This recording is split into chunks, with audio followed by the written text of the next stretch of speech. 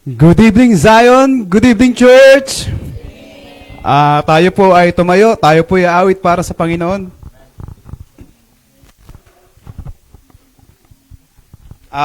Buksan po natin ang ating hymn sa hymn number 90. Revive us again. Hymn number 90. Revive us again. Tayo po ay umawit.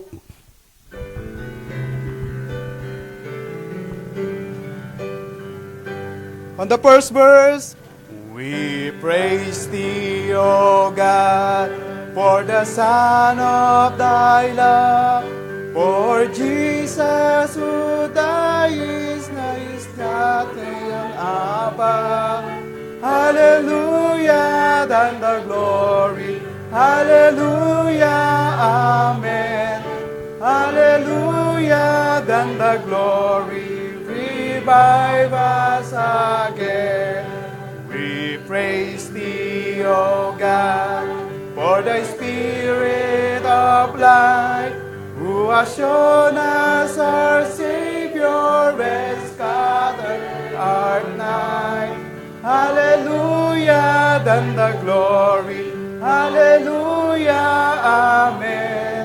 Hallelujah, than the glory. Revive us again. All glory and praise to the Lamb that was slain, who has borne all our sins and he cleansed every stain. Hallelujah, then the glory. Hallelujah, amen. Hallelujah, then the glory. Revive us again. Revive us again. Fill each heart with thy love. May its soul be rekindled with fire from above. Hallelujah, then the glory. Hallelujah, amen. Hallelujah, then the glory. Revive us again. Amen po. Tayo po yumuko, tayo po manalangin. Mahal naming Diyos na banal na makapangyarihan sa lahat. Lord, marami pong salamat muli sa gabing ito at kami po'y dinala ninyo dito sa bahay-sambahan upang mag-aral at makinig ng iyong salita, Lord God. Maraming salamat, Panginoon, sa maghapon na pag-iingat niyo po sa amin, sa aming mga trabaho, sa pagbibigay niyo, Panginoon, ng kalakasan sa amin. At ganoon din, Lord, sa gabing ito, sa aming pong tagapagsalita, dalangin po namin, Lord, na kayo po, Panginoon, ang magpuspos ng banal na Espiritu sa Kanya, Panginoon, sa aming preacher sa gabing ito, kay Deacon Mark. Dalangin po namin, Lord, na maipaliwalag niya po, Panginoon, at ma-share, Panginoon, Lord, ang iyong salita ng maayos. At ganoon din, Lord, ihanda, Panginoon, ang aming mga puso't isipan upang ma-apply ito namin sa aming pang-araw-araw na buhay, Lord God. At sa gabi pong ito, Panginoon, tinataas din po namin, Lord, sila Brother John, sila Sister Rochelle, at ganoon din kay Rain, Panginoon, sa kanilang flight, Panginoon. Ingatan, Panginoon, sila, Lord, sa kanilang flight. Makarating po sila ng safe sa US, Lord. At ganoon din, Lord, sa gabing ito, sa flight nila, Brother Cesar and Sis Carol, Panginoon, patuloy, Lord, na kayo po kumilos sa kanila, Lord God. Ingatan niyo po sila na makarating, Panginoon, sa Pilipinas at makasama po nila ang kailang mga anak.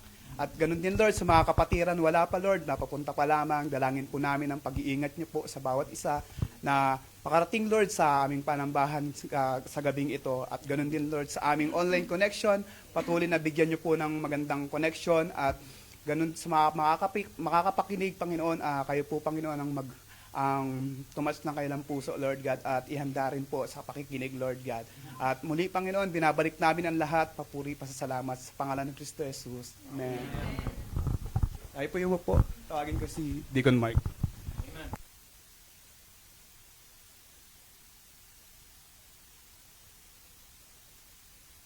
Amen. Thank you, Brother Jopet. Magandang gabi po sa ating lahat. At tayo po ang lahat ay welcome sa ating Wednesday evening service. At tayo po ay nagagalak. Muli ay dinala tayo ng Panginoon dito. Are you blessed tonight? Amen. No? Praise God for another Wednesday evening service to start our year. First Wednesday evening service ito, and another opportunity to hear His word preach. No, bagay na bagay yung ating awitin, revive us again. Ang lamig ng panahon, no? Sana mga Kristiyano manatiling mainit. Amen. Ayan, oh. And alam niyo pag New Year, ano yung common? New Year's resolution. Oo. Common 'yan. Pero usually it falls into different major categories, eh, 'di ba? May health reason, balik alindog program, mga ganun. Magda-diet na ako, no? And pwede rin namang mga meron kang bagong pangarap or matuto ka ng bagong skills or hobby, financial, to save more, to earn more, mabawasan yung utang. May utang ba kayo? Yes. Sa relationship, no, kasi nakalipas yung December, nagkaroon ng reunion, no? Siyempre, parang na-miss natin, and siyempre, gusto rin natin mas maumigtim pa yung relationship ng bawat isa sa ating family, or perhaps career or education. No, ilan lang yan sa mga, sabihin natin, mga, hindi naman not necessarily wrong, mga worldly resolutions, but as Christians, it is more essential to have spiritual renewal. Amen? Parang awkward kasi na ang isang Kristiyano nakafocus na ma-improve yung earthly values, but not necessarily wrong, pero mas maganda yung focus natin bilang Kristiyano is yung ma-improve yung heavenly values. No, and now when I say spiritual renewal, we have been saved. We profess our salvation and our faith in Christ. At that point, we have this, naging mainit tayo, di ba? Mainit tayo, maligtas tayo, knowing that we are no longer going to hell. Mainit, lahat ng gawain gusto nating atenan. Kahit alnada pa yan. Pag traffic, ewan ko lang Now, we are on fire. Sabi nga, naglalagablab. Parang kagagaling lang ng impyerno. Sabi nila, lagi ko naririnig yan, eh, no? But, yung, naalala ko, yung maligtas yung Maniac Engadera, di ba? Naging matino siya, maayos. Gusto na nga niyang sumama sa Panginoon, kung naalala nyo. No? Pero sabi ng Panginoon, may mission pa ako para sa iyo. Yung Ethiopian eunuch, sabi ng Bible, he went away rejoicing. Di ba? And si Zacchaeus, makita mo sa buhay niya nung siya'y maligtas, talagang handa siya at willing siyang ibalik yung alam niyang nagawa niyang mali. Nais niya itama. No, ilan lamang sa mga yan, but if we would be honest tonight, there is that point in our life that as we live our Christian lives, parang nababawasan yung init. No? Na babawasan yung gana, nanlalamig, napapagod, parang yung gawain ng Panginoon nagiging routinary na lang. Diba? Alam nyo, lahat tayo nakakaramdam yan. Wednesday na naman, no? Manunundo na naman ako ng bisita, maghahatid na naman ako. Sa mga inahatid sundo, walang problema, no? Magluluto na naman kami. Yung mga tagakain, okay lang. Hindi na mo problema yan. No? Magpe-prepare naman ng message, magpapiano naman, magtuturo na naman, magsiset up na naman ng multimedia. Ilan lamang sa mga yan, anong ministry nyo? Kung ngayong gabi, bilang Kristiyano, nararamdaman mo yan, kapatid. Pag-usapan natin yung sinabi ni Apostol Pablo bilang ehemplo at naway makapagbigay hikayat sa ating mga Kristiyano. Amen. As we open our Bible tonight, let us all stand up, please. At basahin natin ng sabay-sabay sa Philippians chapter 3. Yung 13 and 14 lamang po. Philippians chapter 3, beginning verse 13 hanggang 14 lang. Let me know if you are there. Philippians chapter 3, beginning verse 13 hanggang 14 lang. Ready? Begin. Brethren, I count not myself to have apprehended, but this one thing I do, forgetting those things which are behind, and reaching forth unto those things which are before. I press toward the mark for the prize of the high calling of God in Christ Jesus. Let's pray. Father in heaven, salamat po sa pagkabasa ng inyong salita. Hindi po kami karapat-dapat, Ama, but by your grace ay pagbulayan namin, pag-aralan namin. Kayo po ang tunay na mangusap at mangaral sa amin, O God. Ako po, bilang inyong tagapagturo ay walang magagawa. Lingko po ang pagkilos ng banal na Espiritu. Kayo po ang tunay na mangusap sa isip, puso ng bawat isa. Ingatan niyo ang place na ito at wala po kaming naisin kundi maitaas ang inyong pangalan sa aming mga kapatiran, papuntang US, uwi ng Pilipinas, ay patuloy naming pinagkakatiwala sa inyong mapagpalang kamay, Ama. Salamat po. We praise you and we honor you. In Jesus' name we pray. Amen. You may be seated now. Let's entitle our message tonight, Example of Essential Renewal. No, example of essential renewal. No, I want us to be encouraged with this example of essential renewal. Unang-una, let us notice yung humble declaration ni Apostle Paul. Notice dyan sa verse 13 and 14, I have underlined few phrases na makita natin kung anong klaseng declaration. No?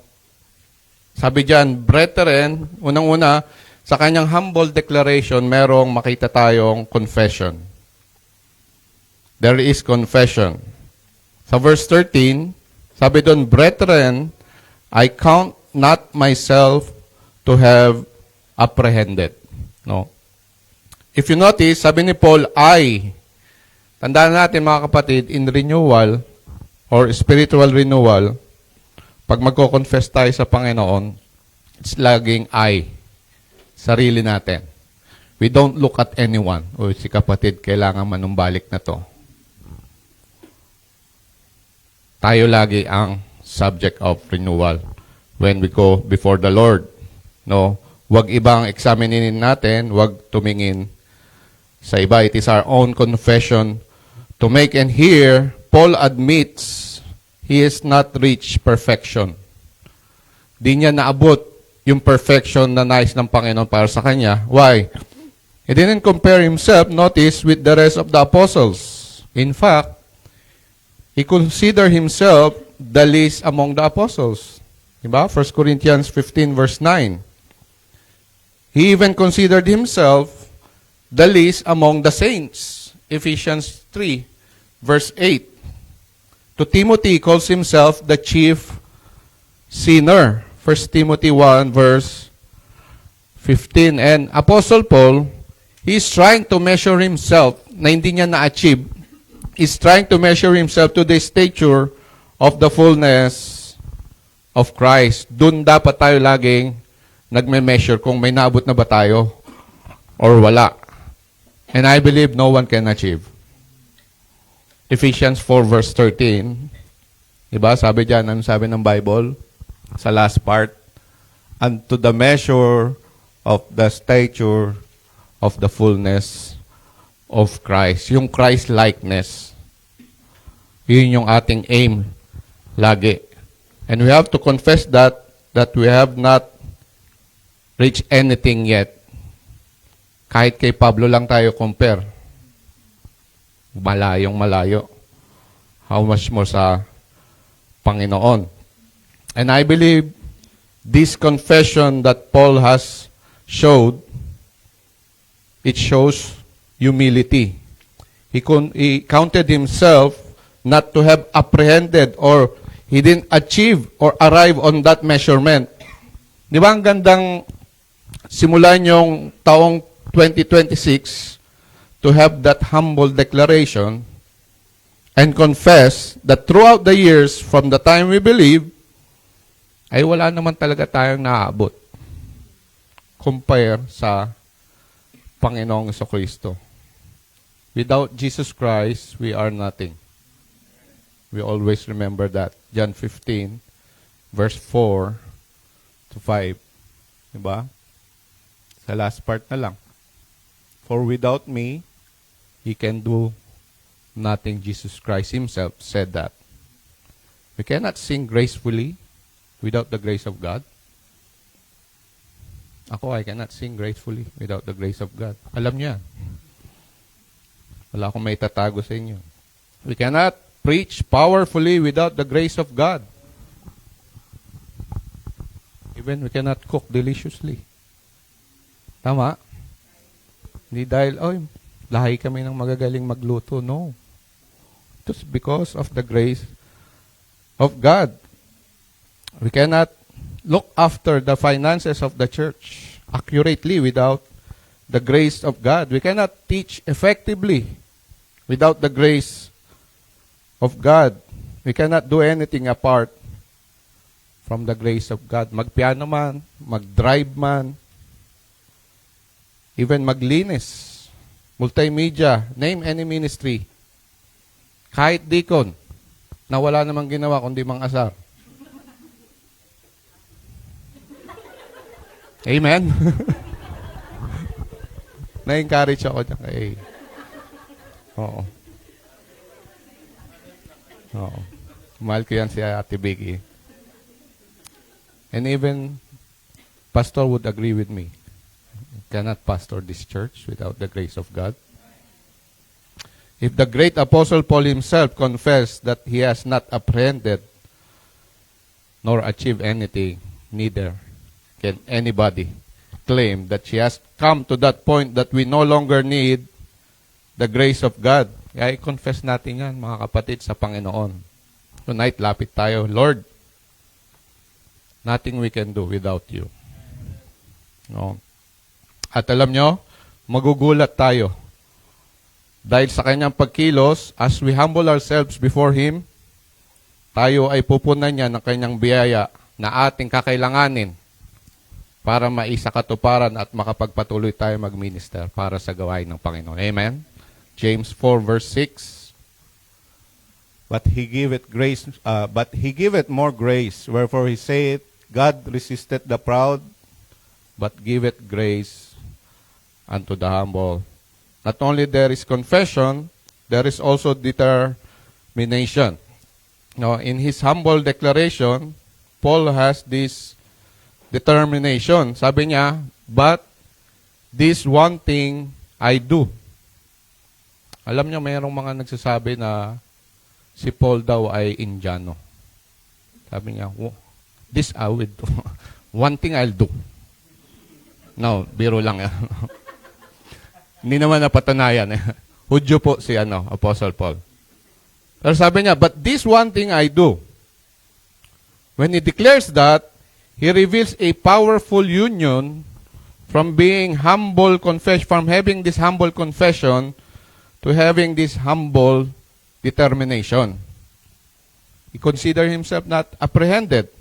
Now, he is determined. He has this, he refuses to claim, turning to what he wanted to chase. And here Apostle Paul has one aim, one thing, sabi niya, one thing, one passion. He humbly declares that he has only one thing to pursue. Binibigyan niya yung sarili niya ng clear picture kung ano yung nais ng marating, kung ano yung what he wants him to become.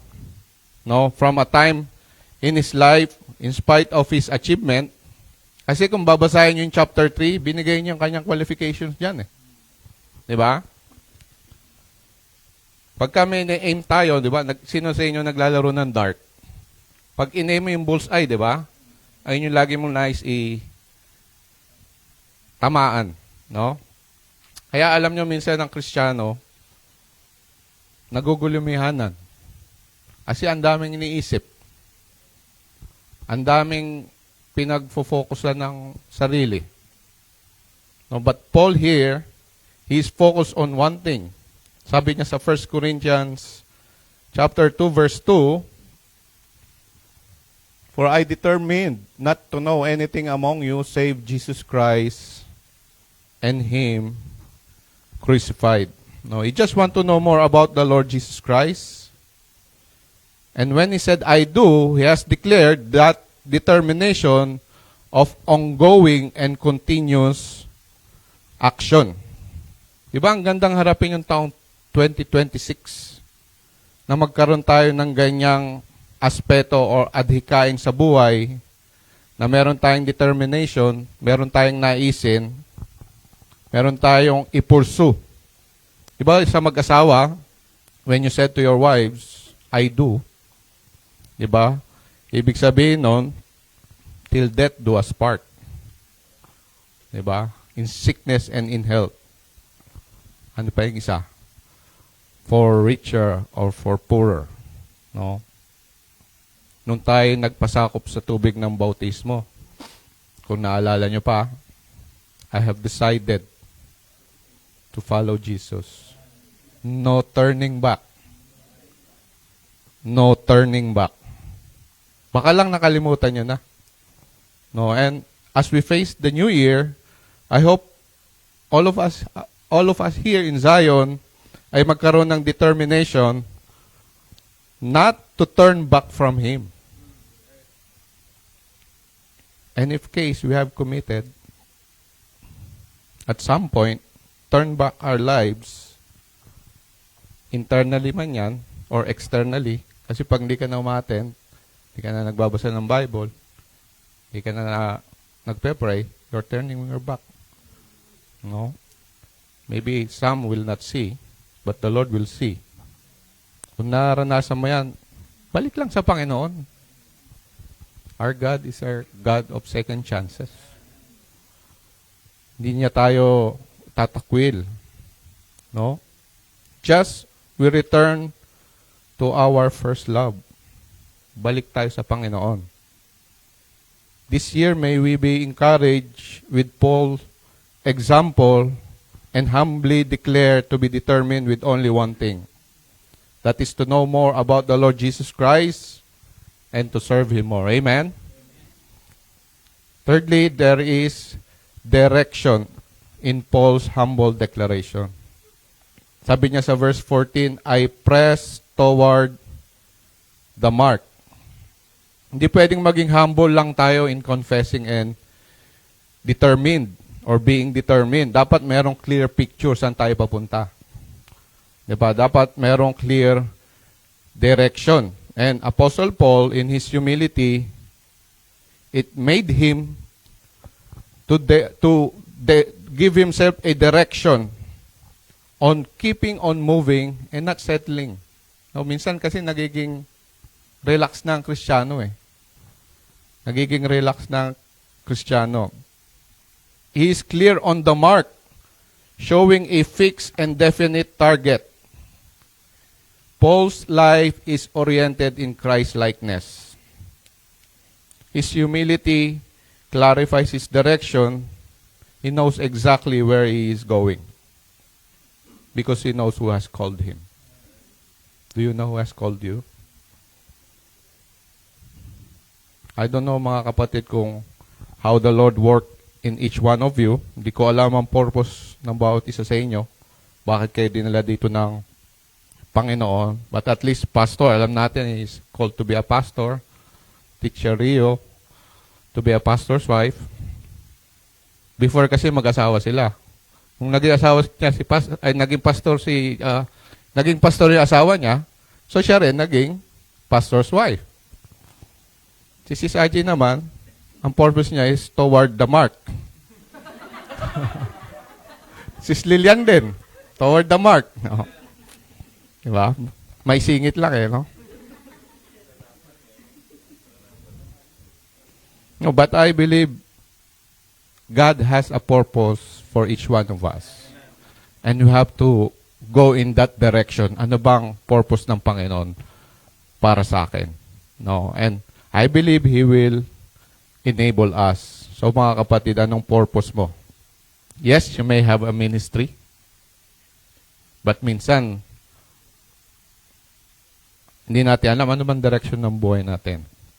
Is our ministry a place where we can display our talent? Or a place where we can use our gift for the Lord? I will give you at least as a difference of it. No, kasi pag you're showing your talent, you're proudly serving. But if you are using the gift that the Lord has entrusted to you, you're humbly serving.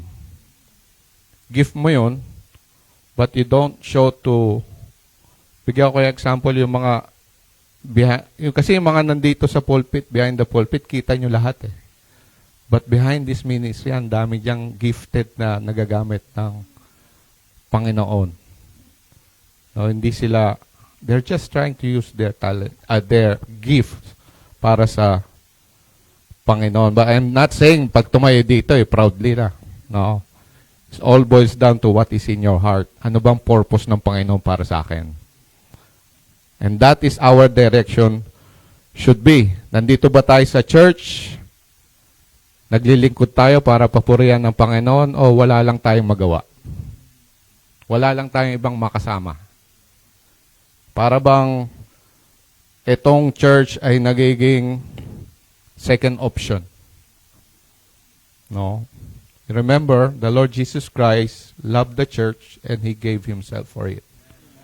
Kung ang purpose natin, ano man yan, dapat we always see to it, regardless of any situation, we still come to the church, serve Him, and minister for Him. Amen? Ganyan yung mga tamang direksyon na dapat nating tinatahak. Paul is not running in circles. His humility aligns his life with God's calling. Kaya nga sabi ng writer ng Hebrews, di ba? Hebrews chapter 12, verse 2, he encouraged, to look only unto Jesus, who is the author and the finisher of our faith. Mga kapatid, tayo ay ni-encourage ng salita ng Panginoon tonight as we start the year. Yung example ni Paul of essential renewal, napakalaga ng humble declaration. No? Let's confess before the Lord na para hindi tayo maging mapagtaas. No, let's be determined. This one thing we do, to know more about the Lord Jesus Christ and to serve Him more, at magkaroon tayo ng direction. We press toward the mark. No.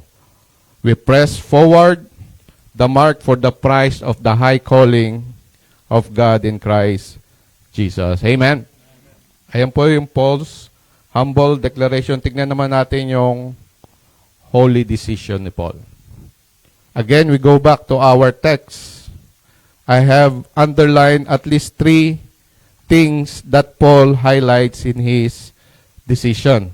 No, sa verse 13, makita natin doon una, forgetting those things which are behind. He forgetting backward, just to alliterate. No, Paul is not speaking about amnesia, but of spiritual choice, a holy decision to consecrate himself for the Lord and not to allow the control of the past to prevent him in pursuing the mark. Diba? Yung mga nangyari na, yung nakaraan, perhaps in his past success. Marami siyang nagawa. Diba? Kung babasahin niyo sa Philippians 3, sa mga naunang verses sa 4 and 5, sa dyan sa 4 and 5, sabi niya, though I might have also confidence in the flesh, if any other man thinketh that he hath whereof he might trust in the flesh, I more. Binigay niya yung kanyang qualification. Diba? Alam niyo namang mga Pariseo, matatalino yan. No? Ganun si Paul. Yung kanyang mga nagawa, na tingin niya ay nagagawa niya para sa Panginoon. Perhaps on his past sins against the church. He persecuted the church, remember? Sa Acts, sa Philippians 3 and 6, sinabi niya yan dyan. At sa Acts chapter 8, where he wreaked havoc, sabi. Talagang nais niyang makulong yung mga Kristiyano. Kaya nga, mga kapatid, as Christians, we are encouraged sa ehemplo ni Paul bilang essential renewal with a holy decision to forget the past. Kalimutan nating nakaraan. Yes, we succeeded, we did great. Praise God, amen. No, we have failures. Kalimutan natin yung failures and look forward. No, sins ba yan? Past sins? Alam niyo ang nagpapaalala ng past sins nyo, yung kalaban. He will remind you of those sins. Para hindi kayo magamit effectively. Now, hindi present sin. Ang Kristiyano na namumuhay sa kasalanan, iba. Dapat niya ikumpisal. Ihingi ng tawad sa Panginoon at talikuran yung kasalanan. Iwanan na yung buhay makasalanan. Now, kung past sins yan, mga nagawa natin na preventing us to be more effective sa church, no? Tandaan natin mga kapatid, we are already cleansed by the blood of the Lord Jesus Christ completely. Now, kung ikaw ay isang Kristiyano na at namumuhay ka sa kasalanan, ibang usapan yon. No? Baka nag-profess ka lang ng faith sa nguso mo, pero wala sa puso. Ang tawag ni Paul dyan, mga asong bumabalik sa suka. Suka ba? Suka. Walang gano'n. Suka. Or mga baboy na nagtatampo sa uli sa putik. No? Now, kung pinagsisihan mo na talaga at inalikuran, no, we are encouraged ng kanyang ehemplo for getting backward. Huwag na natin balikan yung ganong buhay. Sabi nung famous evangelist, sabi niya, you cannot drive looking on the rear mirror. Pag nagda-drive daw tayo, dapat hindi tayo doon sa rear mirror nakafocus. Diba? Otherwise, ma-aksidente tayo sa mga drivers dyan. No? Yung past, it could be for reference na hindi tayo magkamaling muli. But it should not be a residence. Hindi na tayo dapat namumuhay sa nakaraan. We are already cleansed fully by the Lord Jesus Christ. As far as the east is from the west, He cleansed us from all our unrighteousness. Psalm 103 verse 12. Apostle Paul may also talk about his past success. Nakita natin kanina, Paul considered his achievement before as loss for Christ. No, nothing that he has achieved is all the loss for the loss of Christ. Wala naman talaga siyang nagawa noon. No, what was done successfully, what we did successfully, amen, praise God. No? Yung mga kapatiran na nakapaglingkod effectively, amen, praise God. We have that success. But if a Christian dwells on past achievements, we may be tempted to be prideful or complacent. Pwedeng mangyari yun eh. Now, we cannot let that success prevent us from doing more or doing better. Ang galing ko na. Dami ko na alam sa Bible. Hindi ko na kailangan umattend ng Bible studies. Hindi ko na kailangan umattend ng Sunday school. Hindi ko na kailangan umattend ng discipleship. Hindi na ako attend ng Wednesday evening service, ng Tuesday Bible study. Dami ko na alam eh. Ilang years na akong Kristiyano. No. Ang galing ko ng umawit. Amen? Walang amen dyan. Hindi na ako magpa-practice ng choir. No? Magaling na ako, hindi na ako makikinig sa advices. Hindi na ako makikinig sa payo ni pastor. Hindi na ako makikinig kay Deacon sa mga payo niya sa choir. Tawa kayo, no? Mga kapatid, yung past success, amen, praise God. But we don't relax. It could be a reference for us to do more for the Lord. Diba? We are called to do the best for Him because He gave His life for us. Diba? He deserves the best. Sabi ni Paul, forgetting those things which are behind. Kasalanan man yan, kalimutan. Pinagbayaran na yan ng Panginoon, nilibing na. Sabi ni Tony Alarcon, wag mo nang buhayin ng bangkay. Sa mga nabuhay no, alam yan. Kung katagumpayan man yan, amen, praise God. But let's move on and learn more from that and focus on improvement and be better. Amen? Sabi din ni Paul, reaching forth on those things or unto those things which are before. Ito naman yung reaching forward. The phrase reaching forth comes from the Greek epektino. Epektino, no? It is an athletic term describing a runner stretching every muscle. Diba, pag nanood kayo ng track and field, lalo na sa Olympics, pag tumatakbo sila, lalo na slow motion, nakikita niyo yung mga muscles. Parang ganyan. Hindi. Talagang yung muscles, makikita mo may yung veins pa nakalabas. No, talagang try nilang i-stretch yung muscle nila. Ganun yung term na ni-use dito sa reaching forth. It speaks not of casual interest, but of deliberate exertion. Paul here in his example of his essential renewal presents a holy pursuit, continuous forward movement, not passive and idling. Alam nyo, growth requires intentional effort. Kung gusto nating lumago, we achieve more, kailangan intentional yan. Kung nakaupo lang tayo, we cannot see ourselves grow more. Diba? Ako, praise God, kahit paano sa isang hilera ng mga nota, kahit paano may isa akong tinatamaan. No. Kaya dalangin, Lord, gawin mo naman 2-3. Hindi po pwedeng we are reaching forth, yet we are doing nothing. No? It has to be an intentional effort. And sanctification involves active reliance and cooperation with the grace of God. If we are reaching forth to being a Christ-like Christian, dapat we are pursuing and we are cooperating kung ano yung sinasabi ng salita ng Diyos. Hindi po pwedeng sinisuway natin. Now, ito mabigat mga kapatid.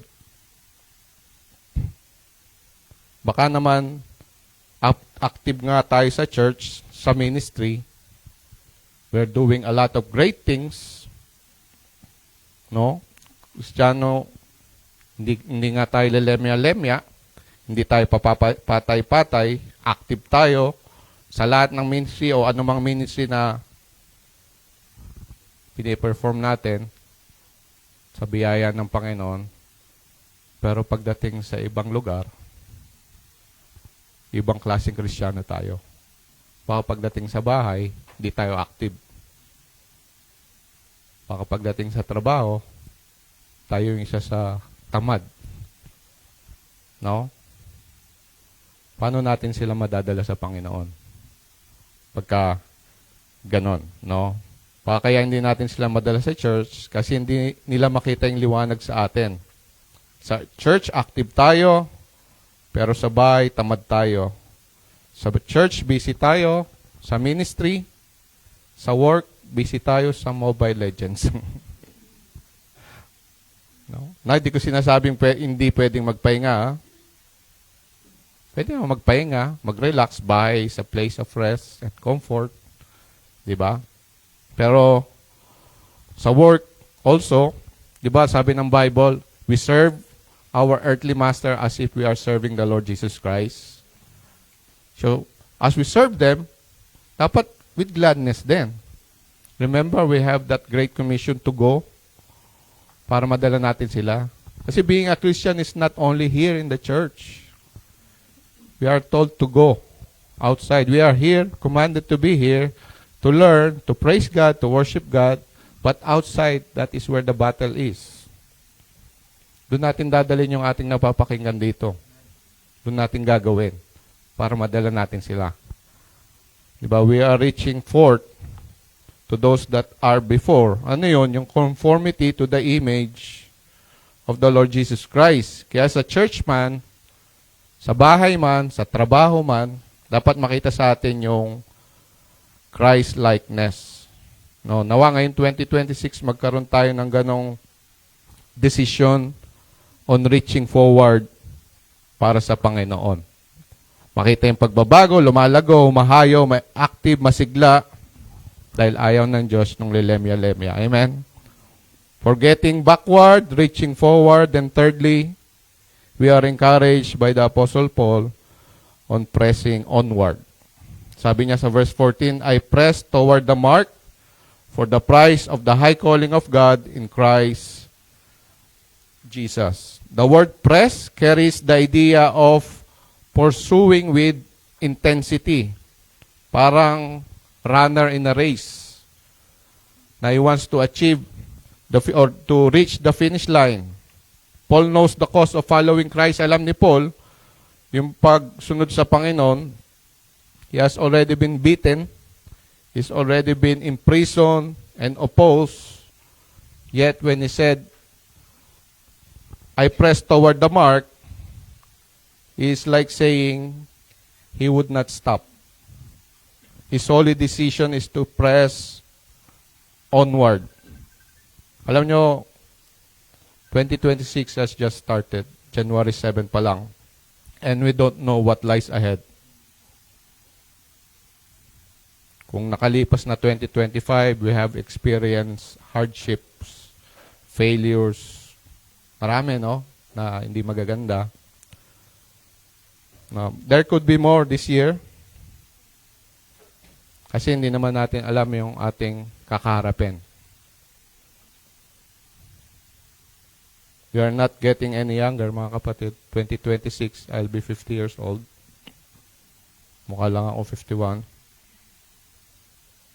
We are not getting any stronger. Kasi pag dumating tayo sa age, hindi na tayo kailangan ng kumpanya natin.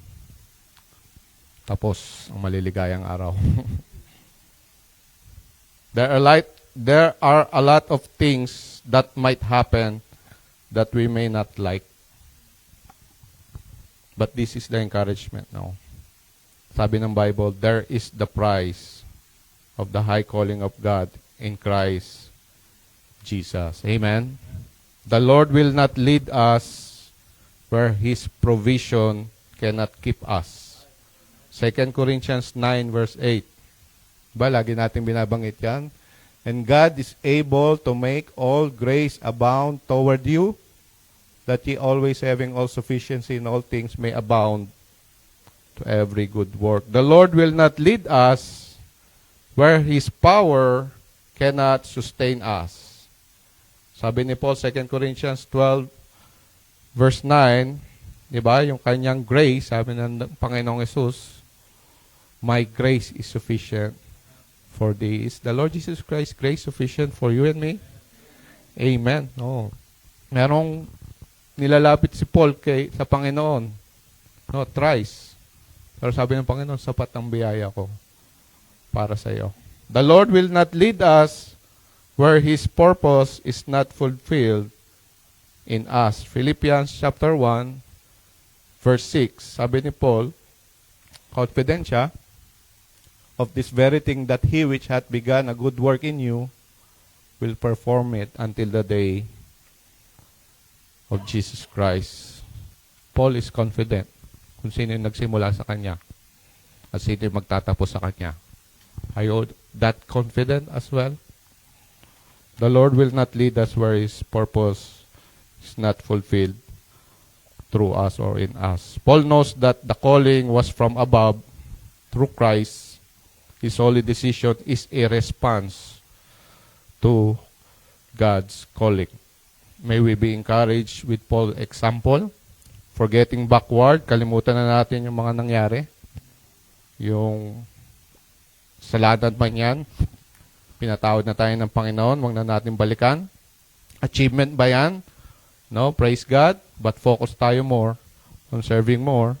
Reaching forward para sa Panginoon, makita yung pagbabago, lumalago, humahayo, active, masigla. And pressing onward, because there is the prize of the high calling of God in Christ Jesus. Ngayon taong 2026, mga kapatid, bilang mga Kristiyano, hindi masama yung mga resolution kung tutuparin. Pero mas mahalaga yung spiritual renewal. And tonight, may we be encouraged with Apostle Paul's example, his humble declaration, and his holy decision. Amen?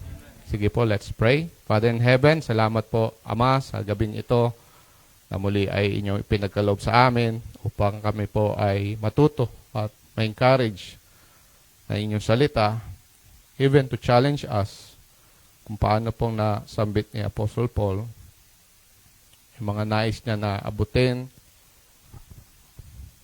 yung mga nais niya pong magawa pa para sa inyo. Nawa ito rin po ay maging makatotohanan din sa buhay ng bawat isa. Sa sino man na sa inyo ay isa ng mananampalataya. We just started the year.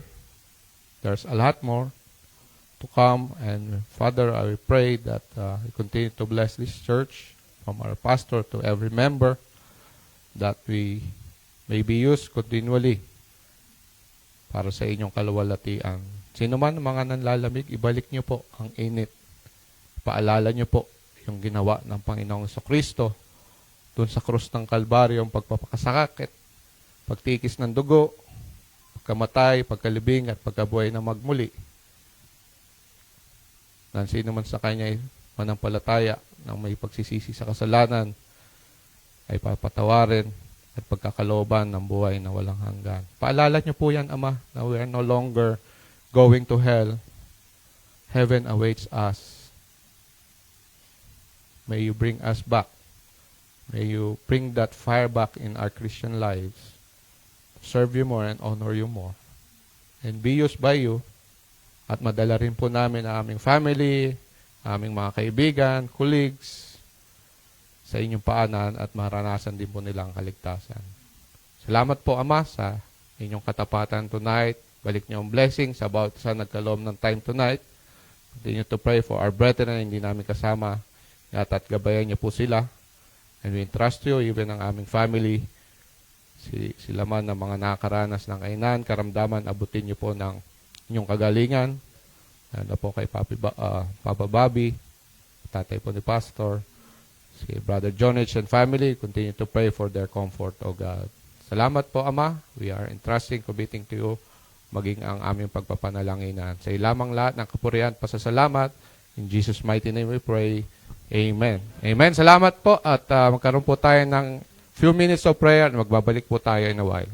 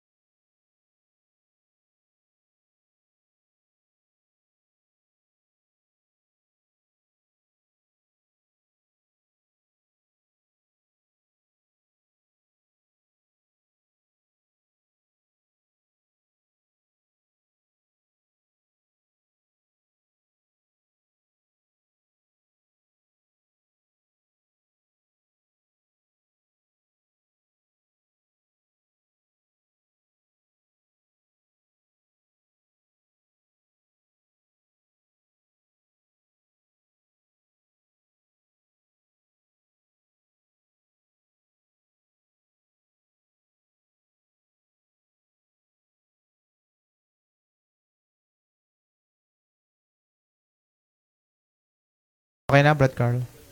Okay, we're back. Nandiyan pa ba kayo? Amen. Masaya ba kayo? Amen. Salamat sa Panginoon. At tayo ay, tama nga, first Wednesday of the year. Okay? So, 51 na lang, makukumpleto nyo na. Yung 52 Wednesdays. Countdown, no? Last Sunday, naka 1 Sunday na kayo. Amen. So, may 51 Sundays pa. Tama ba? 52 Sundays eh. Okay, so salamat sa kanyang salita na patuloy na nag-encourage sa atin na gawin ng tama, gawin ng kalooban ng Panginoon at sa pag-uumpisa pa lang ng taon ay nawa makita na po sa atin yan. Nag-check ako ng message, baka may picture si Kuya Cesar na nasa aeroplano na eh. Wala pa. So baka nasa ka. Ha? Yan. Continue to pray for them. I believe nasa airport na sila. Baka aasikaso pa ng mga dapat asikasuhin. Sila Brother John and Sis Rachel. Matagal-tagal ang biyahe no? Mga 20 plus ba yun? 20 plus. So, nasa aeroplano pa rin sila. Sino pa bang, wala naman na magbabakasyon, ano? I believe. Pabalik na. May mga babalik.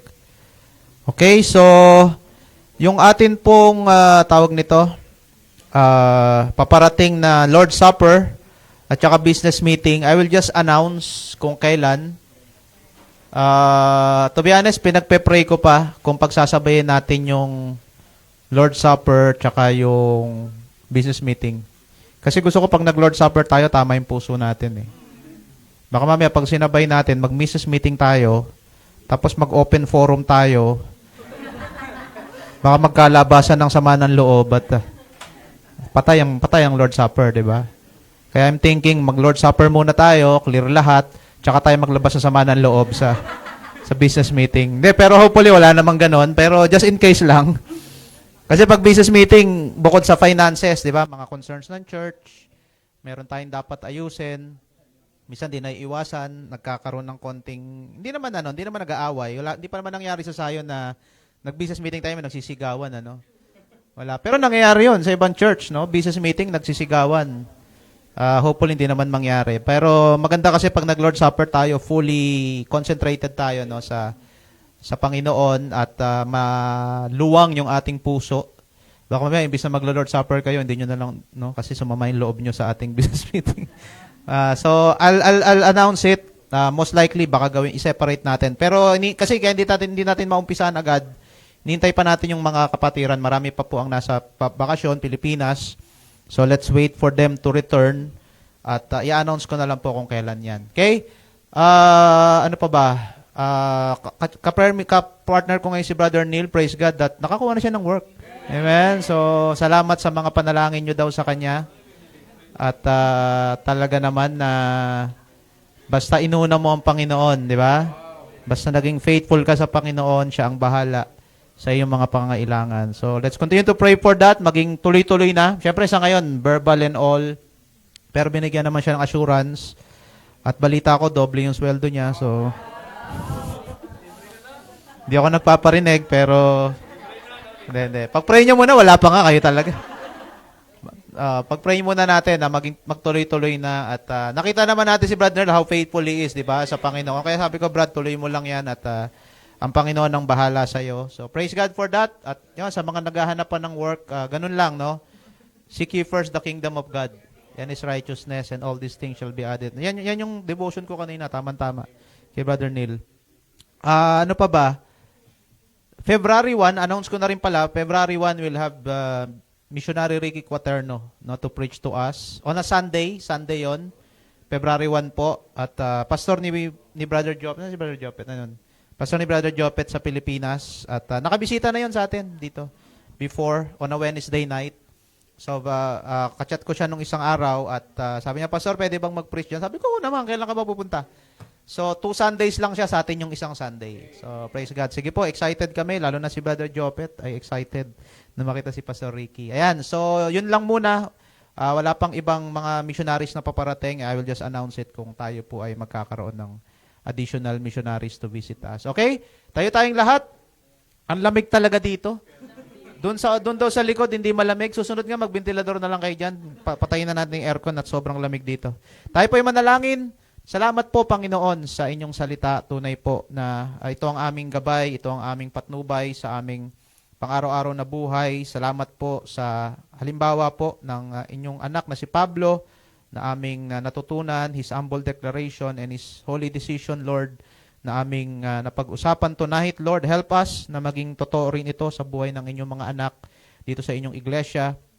Matuto kami magpakumbaba sa inyo at mag-decide na magpapatuloy, Panginoon, sa sa kabila ng anumang mga pinagdadaanan namin sa buhay. Hindi kami titigil na maglingkod sa inyo ng may katapatan, Panginoon, sapagkat our lives depend on you only, O God. And wala na po kaming ibang mas mahalagang gawin kundi ang mapaglingkuran kayo sa aming buhay. Muli, salamat po sa answered prayer for Brother Nilmark. Thank you for the job that you have given him. Thank you for your faithfulness to him, O God, despite of his challenges din na napagdaanan. I pray, Lord, na itong kasagutang ito ay lalo pang humimok sa kanya na maging matapat sa inyo, Panginoon, maglingkod sa inyo. At nawa, magtuloy-tuloy na po ito at gamitin niyo yung bagong company to bless him and to provide for his needs. Sa mga iba pa po na naghahanap ng trabaho, Lord, once again, kayo po ang nakakaalam ng tamang panahon para sa kanila, tamang company, at Lord, we just pray for them, O God, na matagpuan din po nila yung tamang trabaho for them so that they can continue serving you as well here in your church in Zion Bible Baptist Church, Dubai. At patuloy nga pong tinataas din namin ang aming mga kapatid po na babiyahe, Brother Cesar, Sister Carol, Lord, keep them safe as they travel back home to the Philippines at gabayan din sila sa kanilang mga dapat pong tapusin doon, Panginoon, at in your perfect time ay makabalik din muli dito, Panginoon. Ganun din po ang family Ga sa kanilang flight. Right now, they're still on their way to the US. Kayo po ang mag-ingat at bigyan din sila ng safe flight hanggang makarating doon sa kanilang pupuntahan, Panginoon. Salamat po. And tonight, kayo po ang nakarinig ng mga prayer request ng inyong mga anak. Maasa kami ng kasagutan din po sa mga kahilingang ito in your own perfect time, according to your own perfect will. Bless the food that we're going to enjoy at maging kalakasan ito ng aming katawan at pagpalain din po ang bawat isang nagbigay ng oras at effort para mapaghanda ito para sa amin, Panginoon. Ma-enjoy lang namin ang food fellowship and later sa pag-uwi ng mga kapatid, ingatan niyo ang bawat isa. Continue to keep us safe as we enjoy the fellowship in this place, O God. In Jesus' name we pray. Amen. Good night and God bless po sa bawat isa.